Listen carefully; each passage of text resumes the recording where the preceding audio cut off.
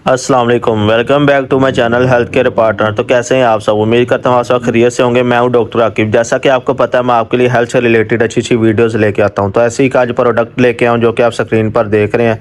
तो आज की वीडियो में हम इस प्रोडक्ट के फ़ायदे, नुकसान और इसको इस्तेमाल करने का सही तरीका जानेंगे, जिससे आपको फ़ायदा और नुकसान नहीं।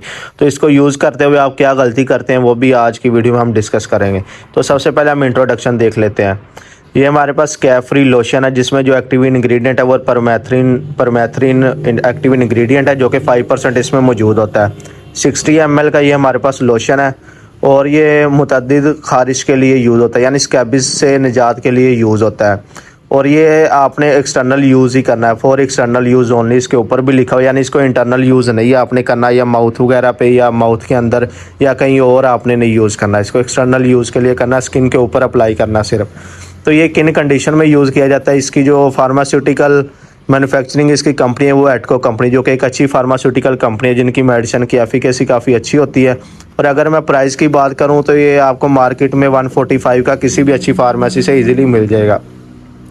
तो अब हम यूजेस की बात कर लेते हैं, ये किन कंडीशन में यूज़ किया जाता है। आजकल जो कि विंटर का मौसम चल रहा है, तो एलर्जी वगैरह काफ़ी हो जाती है, क्योंकि मॉइस्चर वगैरह बहुत होता है, नमी वगैरह बहुत होती है, ह्यूमिडिटी, जिसकी वजह से एलर्जी हो जाती है।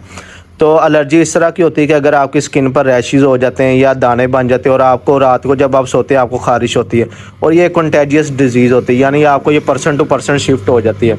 यानी अगर आप इसका ट्रीटमेंट नहीं करते तो ये पर्सन टू पर्सन शिफ्ट हो जाती है, यानी अगर आपके घर में किसी एक फ़र्द को है तो सबको हो जाएगी। तो ये इस तरह की एलर्जी होती है, जिससे आपकी स्किन पर या पूरी बॉडी पर दाने बन जाते हैं, स्किन के जिस्म के किसी एक हिस्से पर दाने वगैरह बन जाते हैं, और ख़ारिश वगैरह रहती है मुसलसल, या जलन वगैरह होने लग जाती है, या रैशेज़ वगैरह बन जाते हैं। तो उस कंडीशन में आपने इसको यूज़ कैसे करना है, या यूज़ करते हुए आप क्या गलती करते हैं?